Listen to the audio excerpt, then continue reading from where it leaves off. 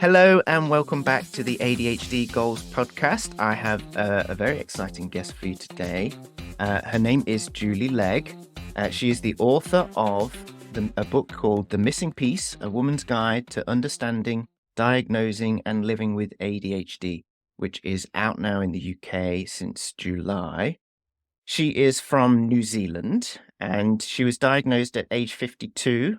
And she's also a singer-songwriter and musician. So, well, I was going to say good morning to you, but you've just told me that it's the evening and winter where you are. How are you?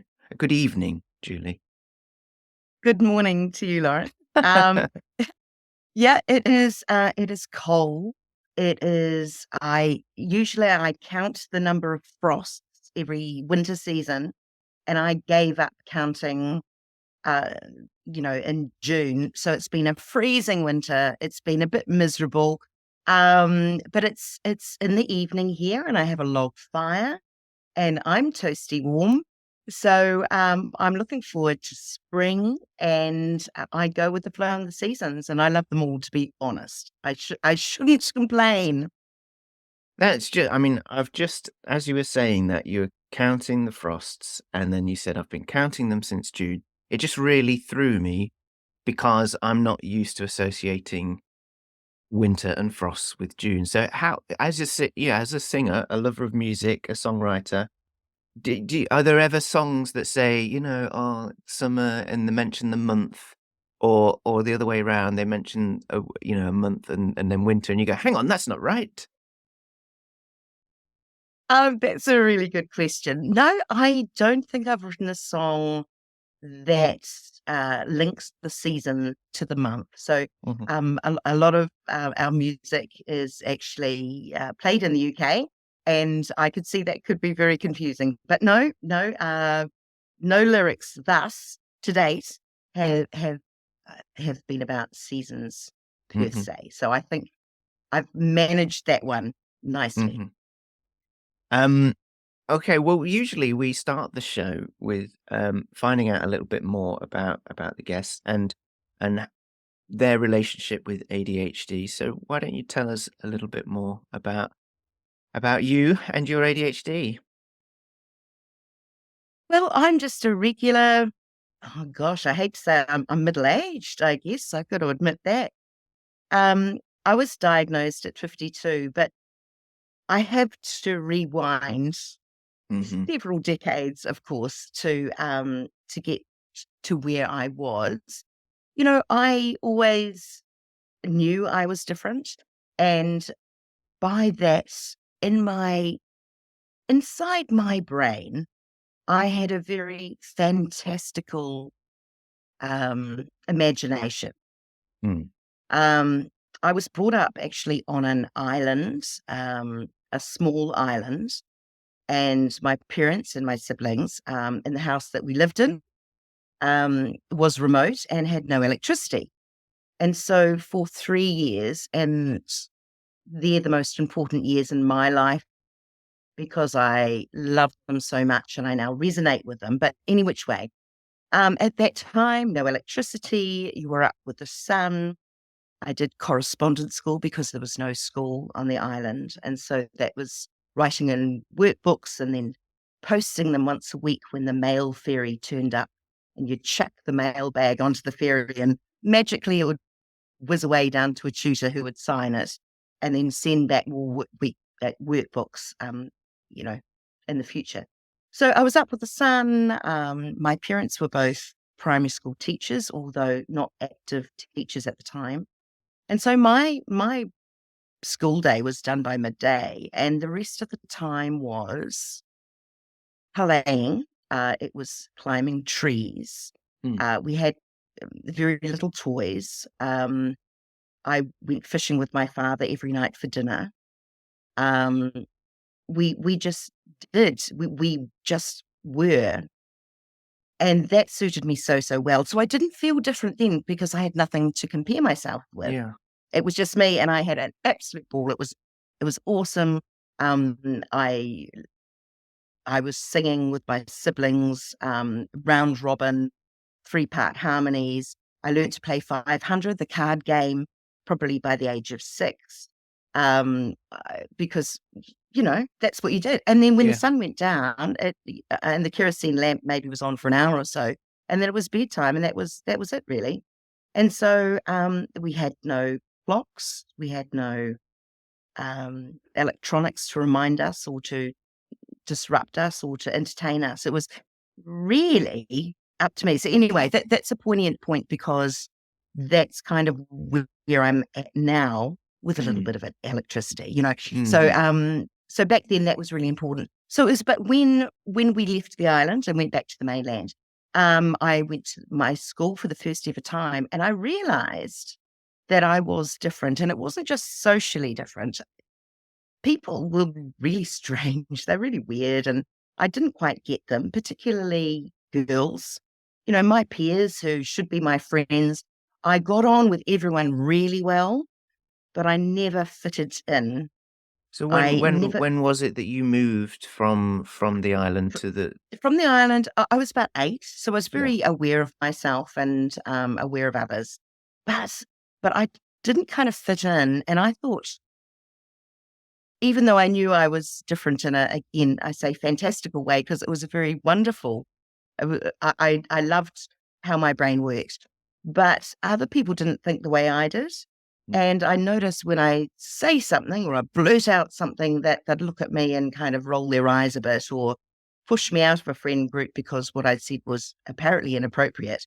Now, I didn't know that, but I kind of learnt over time that maybe my volume levels were a bit loud. And so I'd be quiet in a group, and then I'd feel a bit bullied it, because people assumed I was a mouse, but I wasn't the mouse.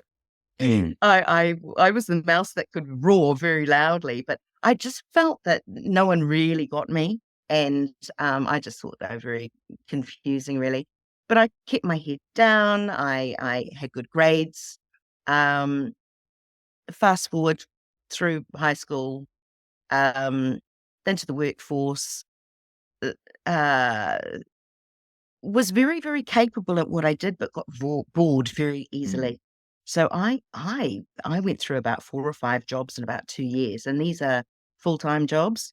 And I left probably before I was fired. Mm. But I left, I would say things to my boss because I didn't understand how they couldn't see a problem in front of them and how easy it was to solve. And I was almost, are you stupid? Mm. Do you not know how to fix this so quickly? Anyway, I went through a whole lot of jobs, and then realized actually that contracting was the best thing for my CV. I Mm. could go from job to job to job, have a variety of things to do. I could exit, after 3 months, 6 months, 9 months. I had a really good reason to leave it, and then got on to the next thing. So that worked very, very well for me, and I kind of fell into marketing. Mhm. And so I've really been involved with marketing in some way or form for the last, say, 25 years. So that I was very good at it. I was really good at problem solving and a whole bunch. This is the positive side of my Yeah. life. The other side that was happening simultaneously was relationships were a little bit like my employment record. Lots of dates, lots of relationships. I ended most of them Yeah. on a whim. Uh, on a whim, as in I decided it wasn't going to work and there was no point in working at it. I'd made my decision and I'd leave quite abruptly. So that was becoming quite a theme. Friendship, again, like school, I had a great social life, but no real friends that I think I could pour my heart out to or call a friend. And so from quite an early age, I dislike the word friend. I don't, even now, I don't have friends. I have very good and lovely acquaintances. Some have been in my life a long time and some a short time, but I struggle with the word friends because I haven't really had that opportunity to really experience one without disappointment. Right. So I knew I was different. I had some obstacles. I was quite optimistic, and survival was my goal, and I did. So talking about sinking or swimming, and I came very good at swimming as it happened, but it didn't mean that the topsy turvy issues didn't exist. They did, very much so. But I kind of adapted my life um, to concentrate on the good bits rather than mull over the bad bits, if that makes sense. Yeah. Yeah. So, No, so it's been really, really positive, but it hasn't been easy, mm, and I've had lots of incidents and accidents along the mm. way. Well, there's lots of things that I wanted to maybe dive into a little bit more just Mm, in that, but just what caught me quite strongly, or I was a bit curious about was the friendship side of things. Um, yes. what was the cause of the disappointment that you mentioned? I had a really, really good friend. I was about 13, 14. Really good friend at high school, and we were inseparable. Mm, We loved each other as what I knew. It was just amazing. We just did everything together. We spent weekends together. We'd tell each other our stories. We got up to mischief together. It was wonderful. And for some reason, it was really bizarre. Some reason we decided, because we were joined at the hip so much, we decided, let's pretend we're not friends anymore to shock our fellow peers. And we went, okay, this will be fun. And so for a month, we didn't talk to each other.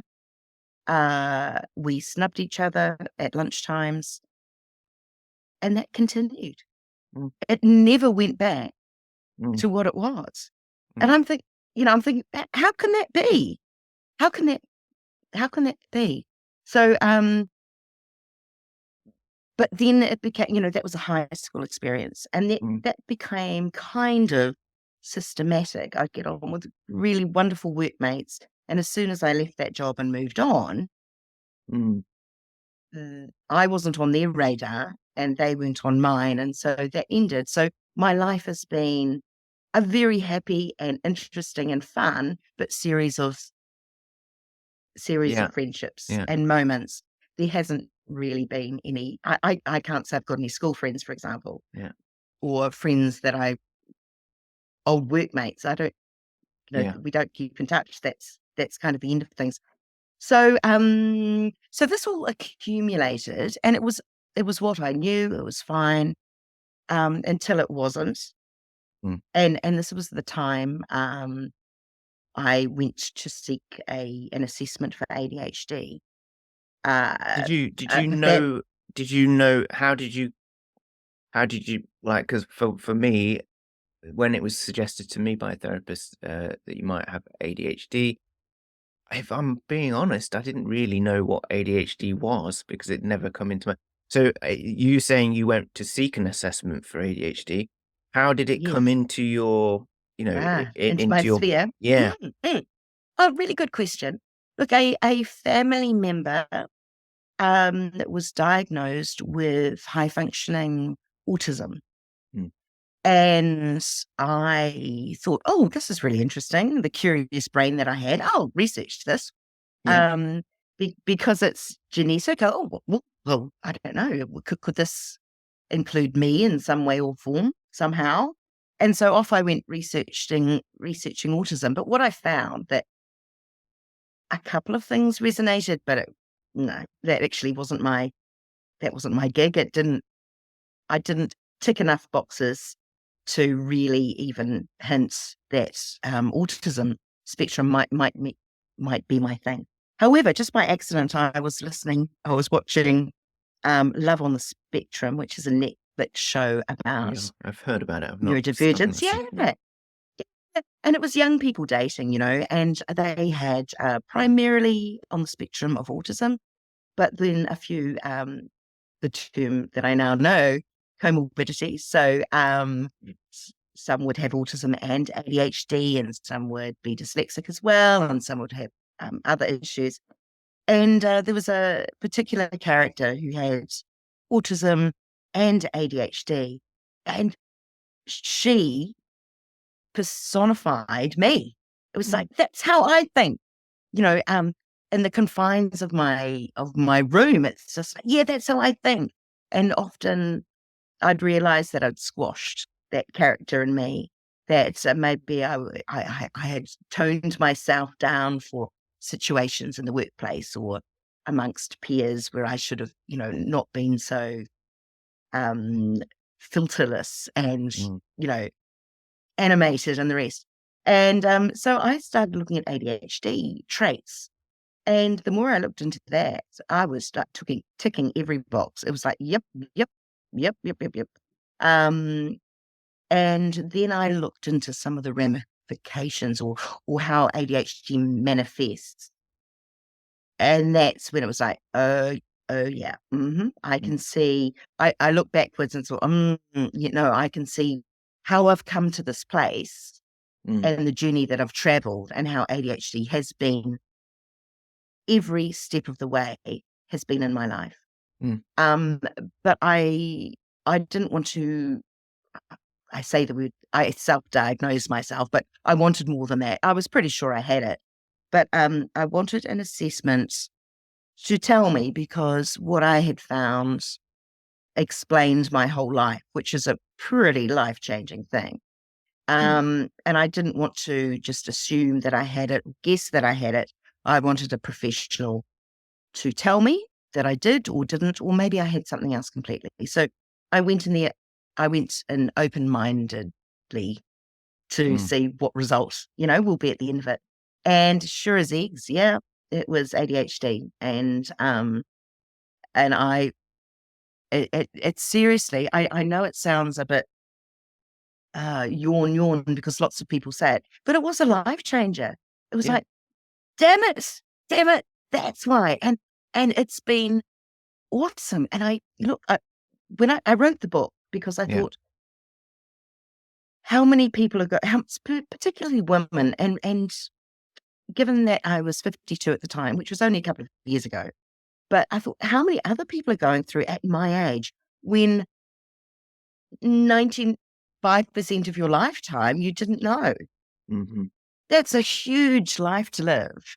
Marriages, divorces, children, not children, adventures, accidents, mayhem,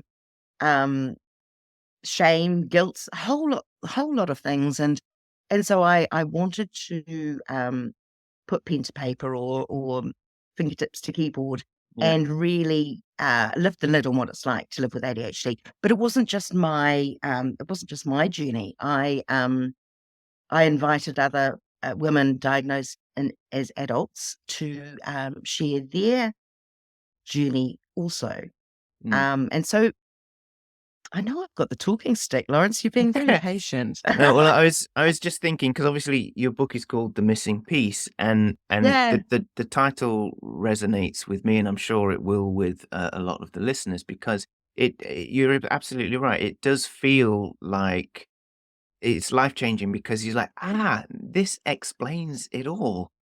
And I think, I mean, like you, I think, I'd gone through life, because I was diagnosed late on, and it gone through life like I'd been aware of certain challenges, and I'd try to address those, but it's like shining a torch in the dark. You're only sort of trying to figure out one little bit that you can see, and it's only when you learn about ADHD and how it affects everything, because it's how your brain works, that you go, and it turns on the light, and you go, I can see everything now.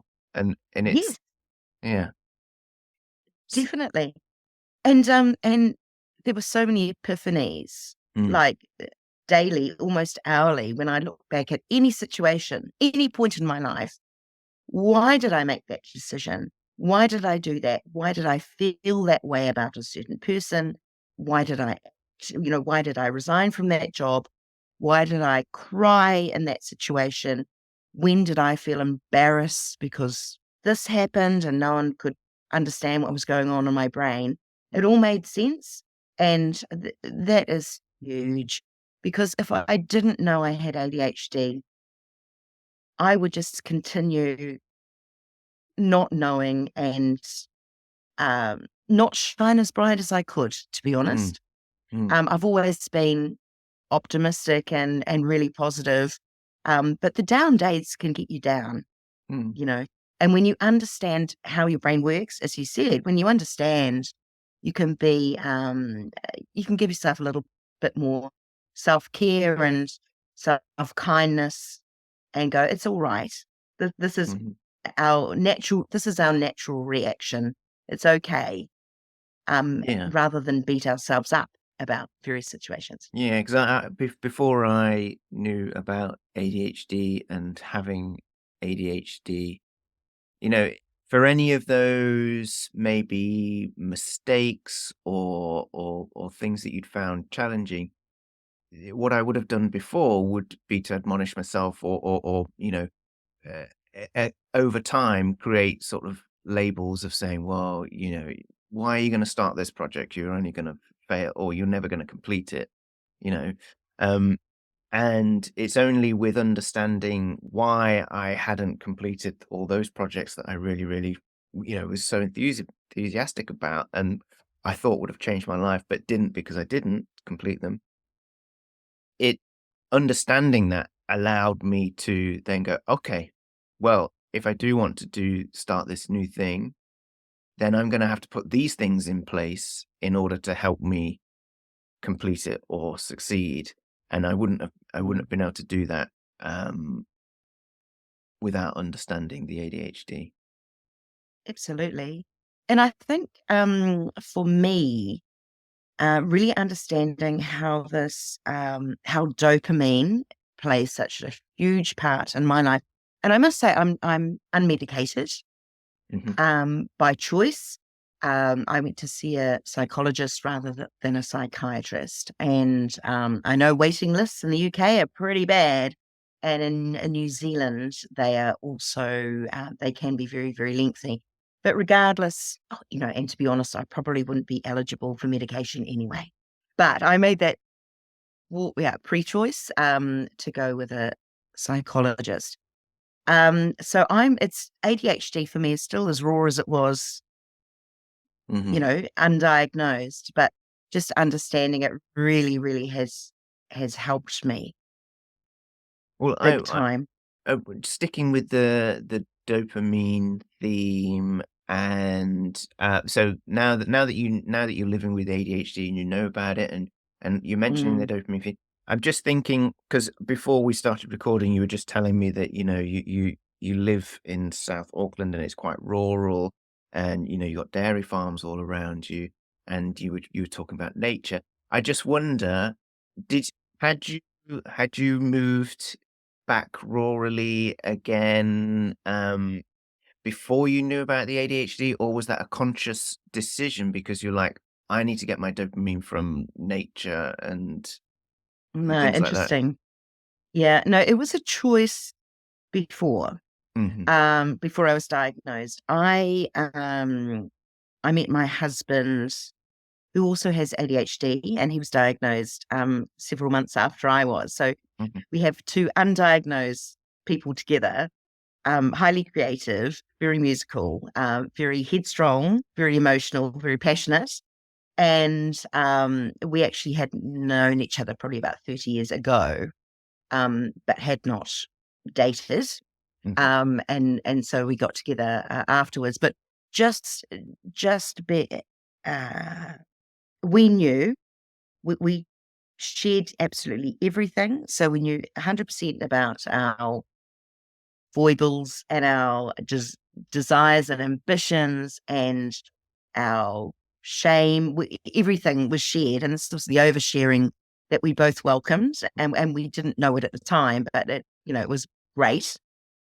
We had this idea that we wanted to simplify our life, and at the time we were living in Auckland, which is in the North Island and a pretty, well, I'd say the largest city in New Zealand.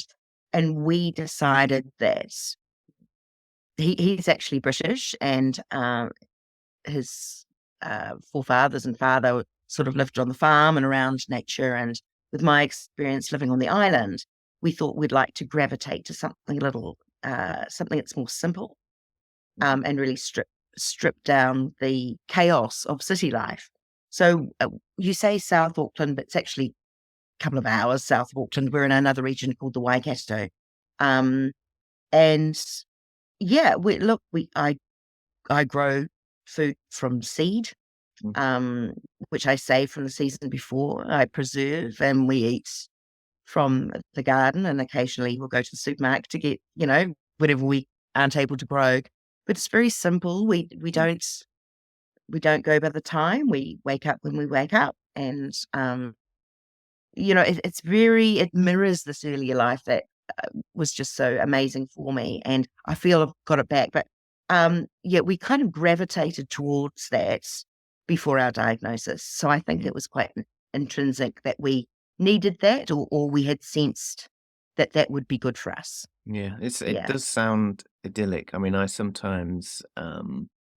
live in London, so it's busy. But when I've spent time I grew up in the countryside, and whenever I go back, 'cause, I mean, my kids started going to a school a few years ago, like sort of just after lockdown or during lockdown, um, in the countryside, and I was going there um, to be with them. And yeah, I found a certain piece that was really very good for me. And to be honest, I found the whole, because I recently got a dog at that point, and I was taking him for walks in the countryside, in the woods, and I can't explain about how sort of peaceful that, and how much harmony I felt from that. So it does. I'm pretty envious of what you're describing. It's interesting, nature. Nature, you can't control nature. Nature is nature, and you can work with nature to get the best Mm, results out of it, whether it's growing or otherwise. But you can't control the frost, and you can't control the blistering heat. And and but you can tend to your plants, and you can work with those things around you. So I've never had an issue with nature, but I have had an issue with the chaos, and the yeah, I call it chaos of city life, where I can't control the traffic, and I can't control the noise, and I can't control the phone ringing every 5 seconds. And um, it all feels quite overwhelming with so much going on that I'm not in control over. Now, I'm not in control over nature, but what I'm saying is that within nature, I don't have to fight it. mm, I can just be with it. And it's a very good good space for me, for yeah. sure. Well, I was noticing that nature analogy just a few weeks ago. So I'm not a a gardener in any sense, but as I've got older, I have tried to make my garden look nice. And I'd say this year, probably the last couple of years, I've probably had a little bit more success than previously. And this year, it's really started to look nice. I'm only talking about a little city garden, but I had these plants that had regrown. I'd bought some new ones from the shops, and then I'd got some things growing, creeping up the thing, and it was really starting to look good. And then I had to go away for a week, and it was really hot weather, and I Oh, came back. no. I came back, and Oh, like they'd all scorched, and I thought, yeah. and I just thought to myself that, this is kind of a bit like managing ADHD, is that, you've got to keep working at it sort of every day, a little bit every day, just to keep things ticking over nicely. And if you, for any reason, sort of stop or ignore it for a week or so, or even more, it ends up going a bit out of control, or, you know, haywire. So, Yes.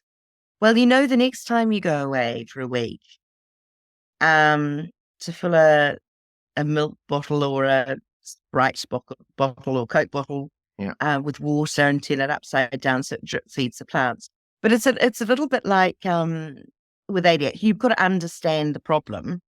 If it Yeah. is a problem, Yeah. you've got to understand it before you can start implementing strategies. Because what you don't know, you don't know. So, Yeah. but if every time you go away, the plants always die, Yeah. Well, you've got to think about, is there yeah. another way? Perhaps there's something else I can do, Ironically, right? and I hadn't thought about extending the analogy this far, but ironically, my next door neighbor, he'd recently had him and his girlfriend had recently had a child, and they were stay. He'd been working away, so they'd gone to stay with some family in Cardiff, so they were away, and they'd asked me to look after their houseplants. So I was busy looking after their houseplants, and I'd made sure that I watered their houseplants the day before I went away. And when I got back, I immediately watered it Yes. again. So that was okay. And I think sometimes that can be a trap that people with ADHD fall into as well, is that they'll feel obliged to take care of everyone else around them, and less so of themselves. It, you can Mhm. sometimes not take enough care of themselves. Yeah, I wonder if hmm, accountability. Now, Yes. I wouldn't have. Yeah, I think if you promise something to someone else, you will do. You'll be loyal to that. You don't want to let them down. You're not necessarily being a people pleaser, but you will do what you say you're going to do. But I think part of the ADHD thing is for so much time we've been um, aware of everyone else and observing everyone else and what we need to do to fit in, seldom looking inwards, going, what do I need? Mm. You know, what do Yeah. I need? So that's a really good example. And I'm not saying you were people pleasing your neighbor, but at the drop of the hat, we all do. We would all go and help someone else, but seldom do we help ourselves, which Yeah. I think, which is a brilliant thing. And you, as an ADHD coach, Yeah. Well, yeah, yeah, I mean, it it to help others, because you need two brains to nut it out sometimes. mm, How do I go and achieve these things? But it's almost like you've got to find the problem first, yeah, and then you've got to try and find a solution for it. There is a bit of self work required, I think, definitely. which can be really, really, really Yeah. tough, but so rewarding when you see results. So, I want to make sure that we dive into the book a little bit more, um, Sure. because obviously, um, the strap line is it's a woman's guide to understanding, diagnosing, and living with ADHD. So I wonder how, if you could tell me a little bit more about this aspect of the point of view from a woman's point of view. Um, Mhm. how does the book address that? Or how do you address that in Okay. the book, rather? Well, I start off by really going through the traits in the DSM, Mhm, um, but then personifying them, because I found that, often forgetful, sometimes careless, or can get emotional mhm, frequently. I found them a little bit. Mm. I know they had meaning behind them, but in my life, gosh, I could apply some real meat to those bones. And so again, it wasn't. It's not well, it is my story, but also there are 30 other women who have contributed their feelings in it. So I didn't want my perspective to say this is what happens when you have ADHD, because everyone is different, and it's not a one size fits all disorder, and everybody's life journey will be very different. So I didn't want just my perspective. I wanted a range. And so we start off by going through each of the criteria and what it actually means, and for example, being forgetful. As a kid, what does that mean? It means forgetting your lunch, forgetting to do your homework. But the ramifications um, are different. You might go hungry, mm, or you might get told off. But do that as an adult. Just forget the time and continually be late for work, you may be reprimanded for that. Forget to put the handbrake on in your car and you've got a car accident. There's It bigger gets consequences. absolutely, absolutely. And so when we're talking about an adult diagnosis, there's a lot of stuff that's happened before that time. So again, appealing to older women. Am I old? Oh God, I guess I am. But people who have lived quite a chunk of lifetime, I wanted them to feel that they were not alone, because a lot of these things we're quite shameful about. Incidents and accidents, for example, and some of the women in the book talked about things that they have never told anybody. Yeah. Except for me, and it was under a pseudonym, and so they're safe as houses. They could, but they hadn't told their partner, they hadn't told their parents, they hadn't told their children. Some quite massive life situations, and I thought they had to be included in the book. I wanted people to read it, going, "Gosh, I did that too, and I've also never told anybody." You know what I mean? Or that's how I feel, but I can't air that because I don't think people would understand me, or so whether it's emotional, big emotions, emotional dysregulation. For me, it was like crying at work. A 45-year-old bursting into tears over what others would call the smallest thing. Wasn't a small thing. It was a build-up. It was huge. It was massive. It meant something to me. But then feeling guilt and shame coming in the next day to work, going, "Oh my gosh, how do I talk to my manager or my peers, or after what appeared to be a meltdown, overthinking things and what that means, being distracted and what that means as an adult, in so far as impulsivity and road rage, how our lives can feel the impacts of addiction, whether it being from cigarettes, alcohol, to absolutely anything, including eating disorders. All of these things are very much related to ADHD.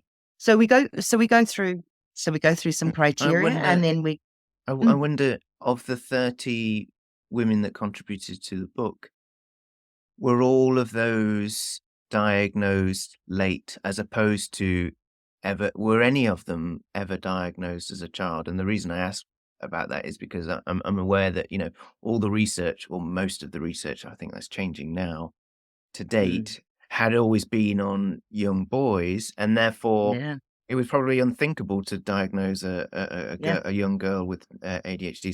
So does that play into a lot of these ladies' 100%. experience? Yeah, 100%. So two things there. One is the age range of the ladies that contributed their life stories to, or snippets of, were aged between 21 and 66. And so I wanted them, again, the balance. So they talk about issues at university, and then they talk about issues going through menopause and some sort of hormonal issues. There are people that have been married multiple times. There are, multiple careers. Everything you can think of is pretty much covered in the book, experienced by that. But what I think is quite interesting is the history of ADHD, because it was first really reported over 200 years ago, or ADHD type behavior. And yes, it was children, and yes, it was boys.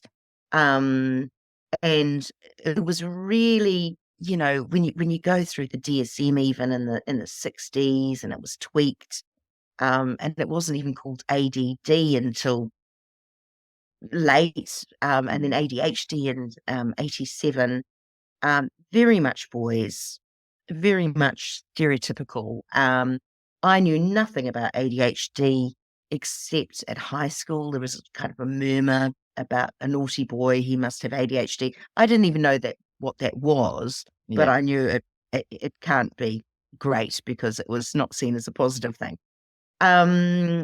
So it was really only, and I think I've cited 2008.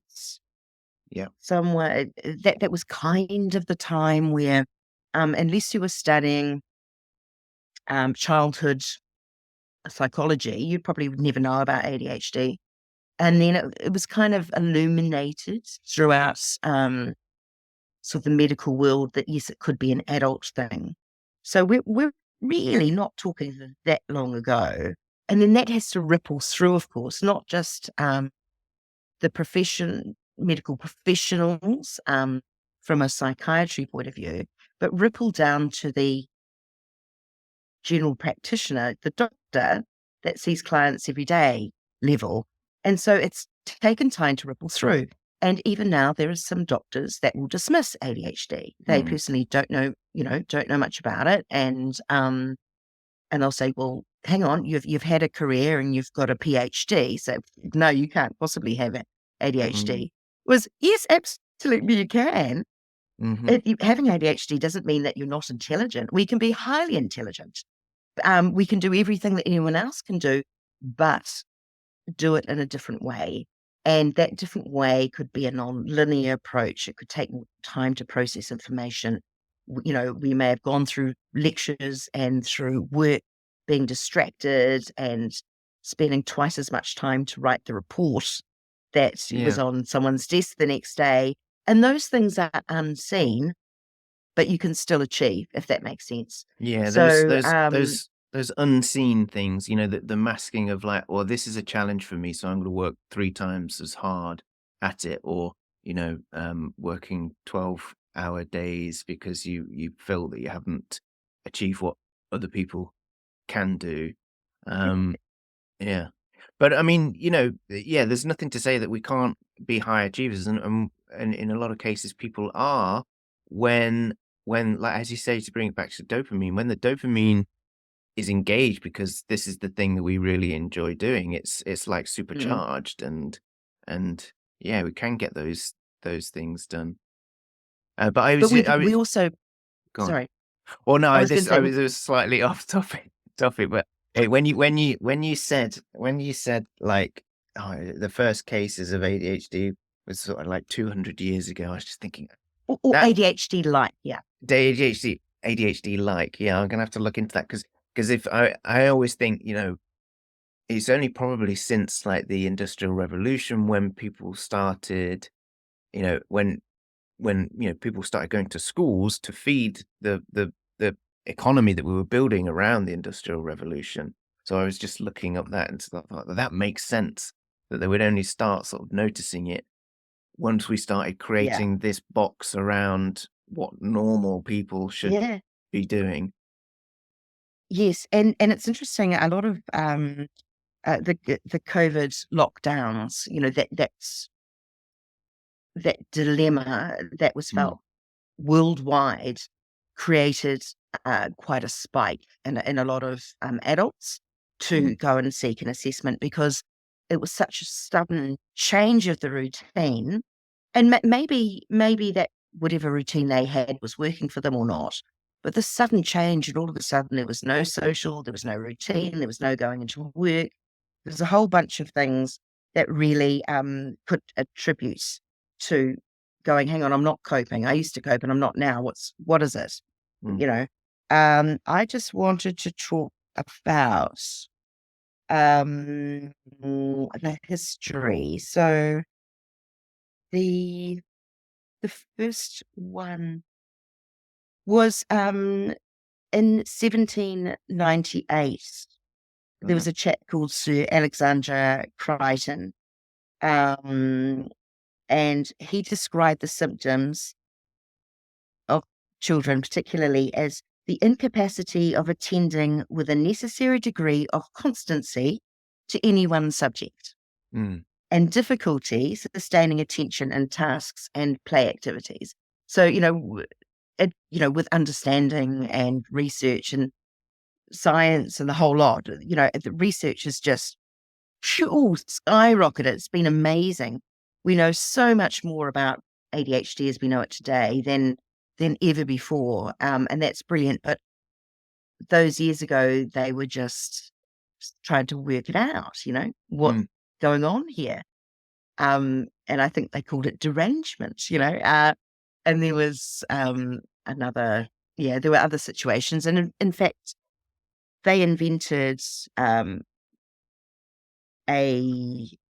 a drug that is now quite common today back in the 50s. Mm-hmm. I'm not going to mention brand names because I'm not here to advocate for brands, but there are different types of ADHD medication, and a couple of stimulant types and a non-stimulant type, and they can all assist.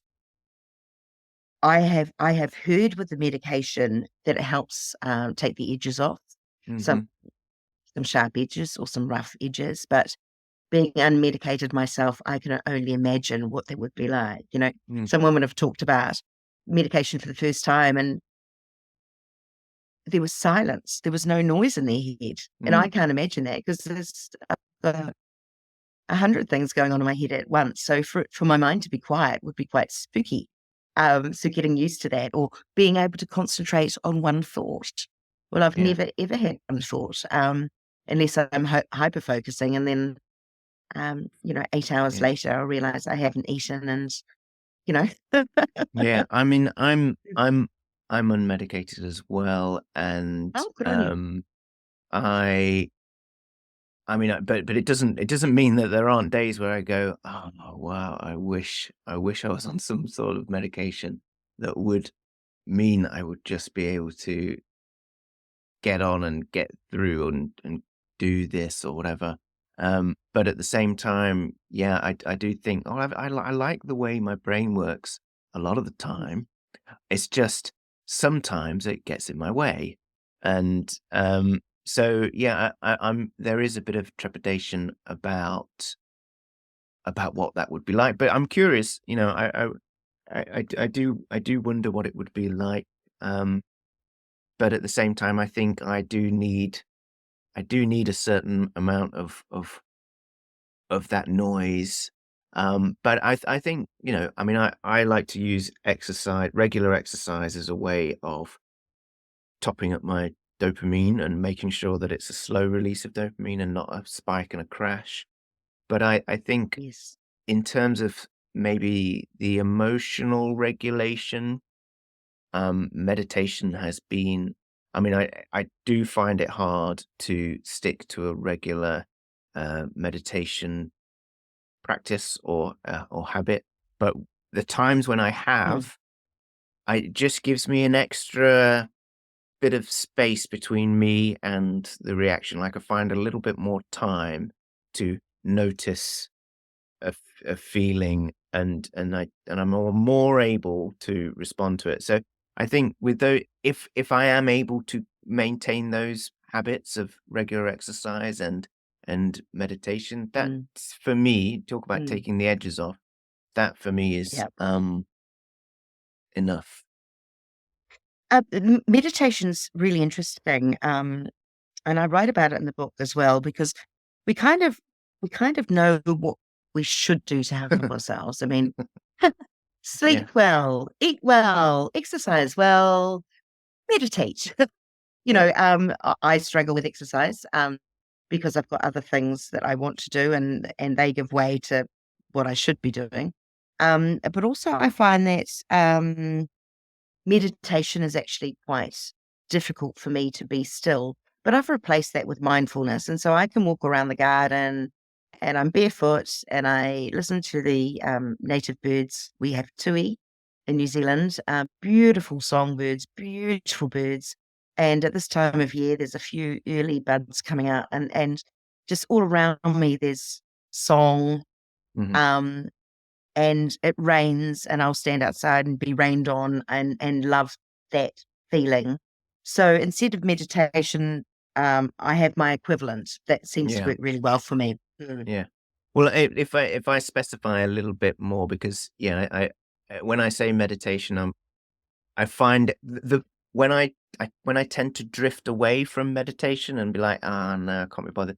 The thought of sitting down and being silent and breathing, it's the thought of being silent and all the thoughts rushing in, how challenging that can be, that puts me off and keeps me away from meditating. So when I say, "Oh, I'll meditate," I'll probably do a body scan because my brain is actually it's got a job to do, and it's working through rather than just being completely silent. I find that very, very Mm, difficult. mm, Um, mm. but labeling can be quite an interesting practice of like the practice of saying, yeah, that's happened, but I'm not going to do anything with it. Pass Mm. it on. Yeah. Yeah, perfect. Yeah, But no, absolutely. that it's Definitely. definitely a scary thought, which is why I fluctuate in and out of regular meditation practice. Mm. But it's okay. I don't think, because we can be perfectionists about many things in our life, or we feel that if we do it, we've got to do it to extreme standards. And I guess that's the same with meditation too. We feel that, well, it should be like it is in the books. We should be able to Yeah. go there and, just be tranquil for hours and hours. But I think even listening to your breath, or listening out, just being aware, conscious of the sounds around you, um, if those kind of thoughts invade your mind, that's better than um, cognitive thoughts about your to-do list and, Mm. what you should be doing, and, where did you leave the car keys? So just even allowing your mind just to kind of chill out a bit, even if Mm. it's concentrating on where the crickets, where the sound of the crickets are coming from. Yeah, Yeah. You nice. mentioned earlier, I'm skipping back a little bit, but I thought this might be interesting to know.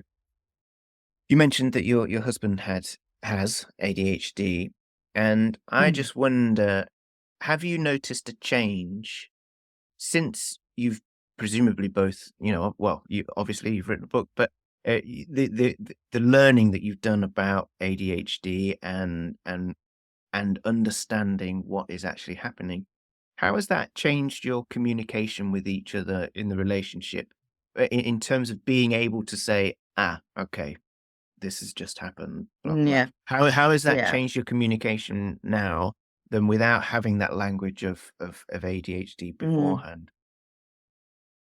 Um, it's it's greatly improved it. I mean, we had a wonderful relationship beforehand.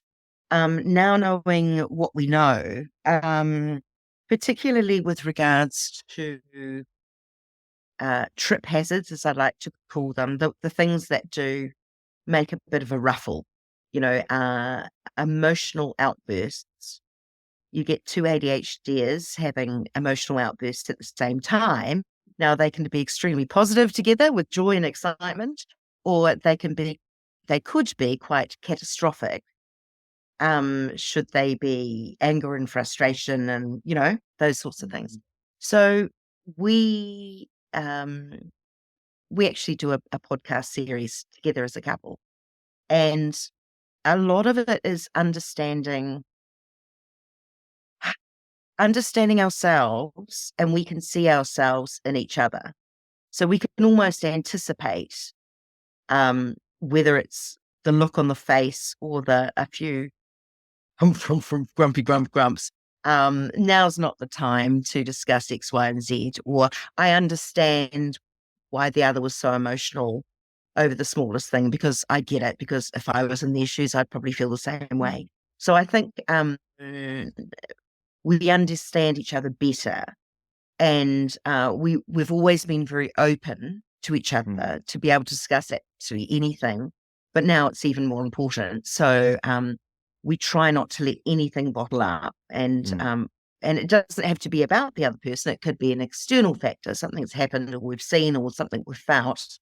Just to be able to discuss it can take the edge off it, so nothing bottles up. And because it's all energy, it's all these emotions are energies, and they're good ones and not so good ones, but they need to come out. And if you can let them out gently with care, without allowing them to just self combust, um yeah, we do that really, really well.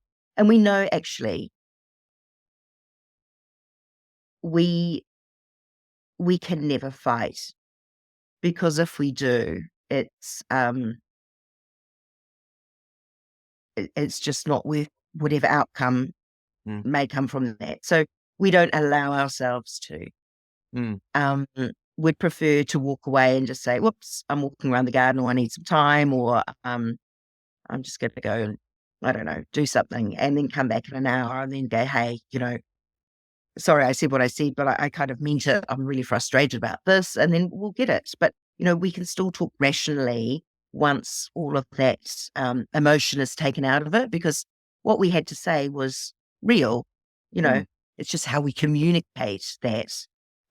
So yeah, we've learned a few little tricks, but it's been nothing but positive Mm. since our diagnosis. Yeah. Mm. Yeah, I think back to sort of previous relationships I've had when, well, I was less mature for sure, but I didn't necessarily have this as good of an understanding of my emotions as I do now. And if I think about any sort of catastrophic arguments that had taken place previously, um, it was usually because you're not fighting about the thing that you're arguing about. It's because you've let other emotions bottle up for a longer period of time, and it's Yeah. really you're fighting about that, but you don't, Yeah. and it's not being able to recognize why it is that you're having this argument because you've let things bottle up and get to a point where you'll just argue about anything. But yeah, I think that's really. Absolutely. Yeah. And so the littlest thing can set us off, but actually it's not about that thing. It's about the time before where we said nothing. It's about the time before that we let something slide. The time before that we didn't confront it and go, this is an issue. So yeah, when all these things uh, are pushed under the rug, at some stage you're going to spectacularly fall over the rug and it's going to get messy. So yeah, again, yeah, dealing with issues as they come about and feel in a safe space with your partner. And if the time's not right, we will say, look, I'm really busy, I'm really hyper focusing on such and such. Let's reconvene in an hour and I'll give you time. Yay, let's talk about it then. So I hear you, but I need to hear you. And Mhm. it's good. One just can't barge into others' space and demand their attention for an hour to talk about an issue. We respect each other's spaces and often pre-warn each other saying, you don't need to find a solution for me, but I just really need to air this. And then we could just let it all out, without having to, yeah, find a solution. And, sometimes we just need to air our issues and we might come to the conclusion ourselves that actually they're quite trivial, or it was a bad day, or maybe we perceived something the wrong way and that wasn't the case. And again, I think people with ADHD by nature can be quite defensive, because we're open to this. Um, we feel we can be criticized and we take that to heart. And we've got the sense of justice where we don't think it's fair that we were criticized for something that we had no control over, or maybe something got something wrong. And so this our fight or flight response comes in. And, as far as, getting back to the couple situation, um, I'm a flighter. I don't like confrontation. I will Mhm. retreat. Mhm. And if that means I don't get to have my say, sadly, because of course, I want to have my say, but I would rather retreat than have a big flare up. My husband is more of a fighter, and obviously not Yeah, no, physically, but he's more likely to actually want to get it out.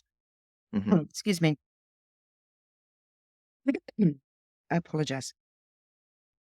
So you have two fighters together. Nah, not good. Fight or flighter, it could be seen that I'm giving in because I'm retreating.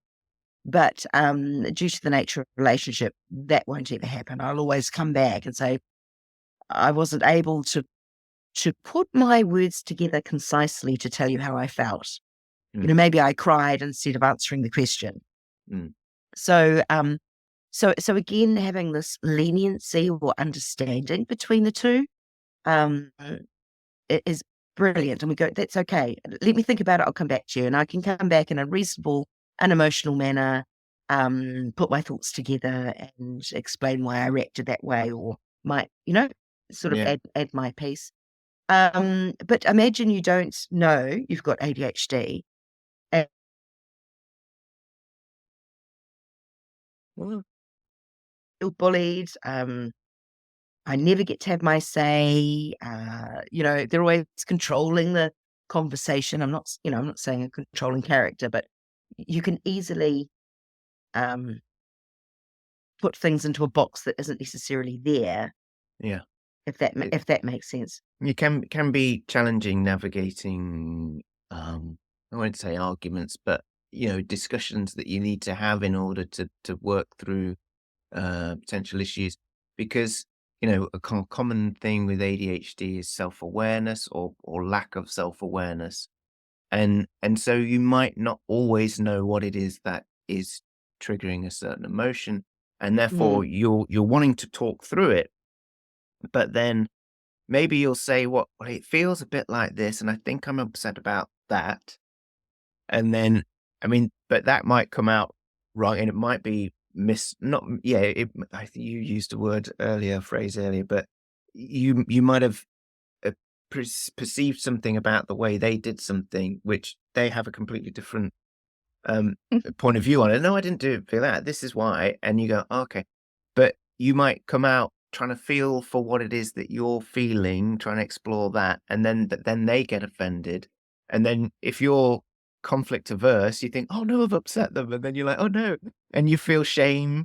And so it's like it can be quite a minefield. But I think, when you're both in a situation where you understand the complexities of that process of discussing it and exploring, working through mm, what it is that you might be feeling, and then, okay, well, if it is that, then let me help you with, discuss the things around mm. that, and then you can build up the evidence for your chimp to go, "Oh, okay, then I'm not that so upset now."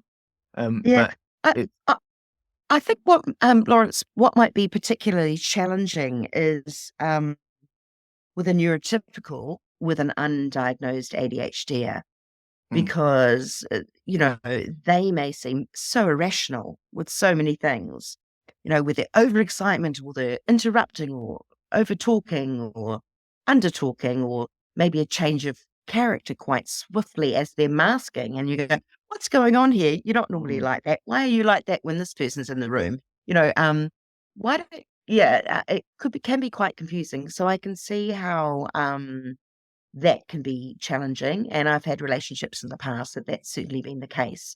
I couldn't explain myself because I really couldn't explain myself. Now I know about ADHD. I can't stress the importance of, it's not just a diagnosis. That's almost the beginning of a new beginning. You've mm, got to take it, and if your life is if you can feel that there's improvement in any part of your life, you owe it to yourself to go for it. mm, It's a short life. Make it happy, make it fulfilling. It would be such a sad thing if you just went, I've got ADHD. That's it. My life's going to be as miserable as it has been for the last 20, 30, 40 years, and not do anything. We've got to give ourselves a chance. So, I suggest, where do you start? Well, there's a lot of self help, and then there's the likes of yourself, an ADHD coach who can really help, and then there's therapists also who can help with some more, some other maybe deeper issues that need addressing before you need a mhm, coach. You need people in your lives that are understanding. They might be neurotypicals, it might be a family member, or it might be a really good acquaintance that you can just say, hey, I just need your ear for a bit. Um, you've got the ADHD tribe. I don't know, in the UK, you'll have forums. I know in New Zealand, we do. You've got the ADHD UK organization, and we've got the equivalent over here. That there are events, there's a tribe of people online that you can chat to openly, where everybody understands each other. And it's mm, really nice, not to feel like um, you're an alien yeah, with this, because it's yeah, not. It's the community is growing, and if you think no one else has gone through your particular circumstance, you'd be incorrect, because we've all gone through something, and there'll be plenty of people just like you tackling a problem just like yours. Mm. And you don't have to go it alone. Mm. Well, do you know what I would recommend? I would recommend that they go and buy your book, The Missing Piece. Thank you. Well, So, back to that, as I mentioned before, it's the shiny and the not so shiny bits of having ADHD. mhm, It goes through the assessment process, which is not dissimilar worldwide. It's pretty much the same. The pros and cons of a psychologist over a psychiatrist. But then we can get into some more personal information about friendships and relationships and intimate relationships. Again, we talk about sort of hormones for women, and how having ADHD can magnify some of those roller coaster changes. And then we talk about our creativity, and we mhm. bring it up a bit, and we talk about great careers for ADHDers and what suits us. Um, After a diagnosis, who to tell, Yeah, or do you need to tell anyone? Or if you do, who would you tell? Just being mindful that, singing it from the rooftops sometimes isn't the result that you may be looking for. And then it goes into more self-love and more understanding that it's okay, and our past is our past, and what has happened in our past, whether it be shame or guilt or incidents and accidents, um, while it has happened and we acknowledge it, we've still got a future as well. And, with the knowledge that we have, where to from here. So yeah. yeah. No, I definitely think, because obviously, if we're thinking about somebody who might be picking up your book, it's probably because they're uh, later on in their life, not diagnosed as Mm, ADHD as a young person is what I mean, like in childhood. And mm, so to have that advice of how to go through the assessment process, because it's the most un-ADHD friendly process trying to get actually assessed. So I mm, think to have that advice in there is really useful at mm, this point where, you're reaching out and trying to understand a little bit more. mm. I had a email actually just before joining you today, from a lady. She's 59, and she just wanted to say thank you, and that someone had recommended her the book, and um she really resonates with everything in the book. And she's talked to her GP, and they think the next steps in assessments. And I think that's just so wonderful that regardless of age, that you can take it upon yourself to go, you know what, I can do something about this. I can make my life better. I can improve things. And regardless of age. So, age is no limit. I do author talks here in New Zealand, and I've had people in their 70s going, you know what? I think I've got ADHD. What now? It's just like, well, yay, let's chat about it. What do you want to do about it? Do you want to, Mm, is it enough just to identify with ADHD? In your late 70s, you might not be able to take medication due to other underlying medical conditions and things like that. Even if it is just understanding that you don't need to carry guilt and shame anymore for being you, I tell you what, any age is worth that, because it can lift such a weight off your shoulders. mm, But yeah, I made some really shoddy decisions, but that doesn't have to define who you are. You know, yeah. it doesn't. So can you tell the listeners where they can pick up a copy of The Missing Piece? Okay, in the UK at the moment, WH Smith, Waterstones. There's a few others that I have found the book at. I have a website, which is Yeah, julielegg.nz, leg yeah. with the Legg, and I've got a list there. But it's available online as well through Amazon. It's available in ebook and audiobook. which I have narrated myself. Fantastic. Yeah, that was fun. But Yeah. also to potentially in the Northern Hemisphere, but I do know that this is available down here. You can order online a large font version Mhm. for the sight impaired. It's available in Braille. Mhm. It is also available in a what else? In a dyslexia format, sort of a font that's meant to be easy to read. So I Right. just really wanted to make it accessible as much as possible because ADHD, it affects everybody. It's Well, I old, mean, old, old. Everybody, every you race, know, creed, faith.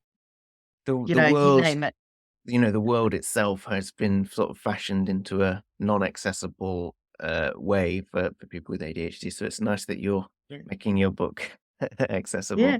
Oh, And so I was going to say to Laurence, it's available in a thing called Daisy, which is a screen reader. So for the blind, it can read everything to you. So it's a system called Daisy. mhm. Um, yeah. And you also mentioned a podcast that you do with your husband. Hmm. What's Hmm. that called, and where can we listen to that? Okay, that's called ADH Different. Yeah, And that's available Apple, Spotify, wherever you get your yeah, good podcasts. Yeah, yeah, yeah. yeah. And S- look, and it's just a very non-scripted chit chat. mhm. Just together as an unmedicated couple in our 50s and how we tackle certain situations or just it's really just for listeners to feel that they're not alone, and we got a lot of people that resonate with some of the situations that we chat about, just like this one, Yeah. I think we're we're ADHD advocates, and we feel that the conversation just needs to continue. It's the more people who understand it and can explain it to others, and maybe have more empathy for others that are neurodiverse. It's all a very, very good thing because ADHD isn't going away. And Mm. if anything, there's just going to be more and more of us identifying with it and resonating um, with some of our quirky little traits. Well, thank you so much for joining me today and having this conversation. I wish you all the best with the success of the book and the podcast. And yeah, I yeah, I've really enjoyed having our chat, and maybe you can put another log on the fire now. I think I do. I might have gone out. I might need to start from scratch. But anyway, c'est la vie, life in the countryside. Yeah. Laurence, thank you so much for chatting today. I've loved it. Thanks. Okay. Well, take care. Thank you. Thank you. Well, there we have it. Thank you so much for listening this far. If you want to hear more episodes, then please subscribe on YouTube or whatever podcast platform you use. It really helps to spread the word. So if you know anyone this episode could help, then please share it with your friends. If you want to follow me on social media, I am on Instagram at ADHD_goals, and you can find me on Facebook too. If you want to get in touch with the show, then you can email me at hello@adhdgoals.co. And finally, if you're struggling to manage your ADHD and you would like me to be your coach, then please head over to my website and get in touch. Until next time, bye for now.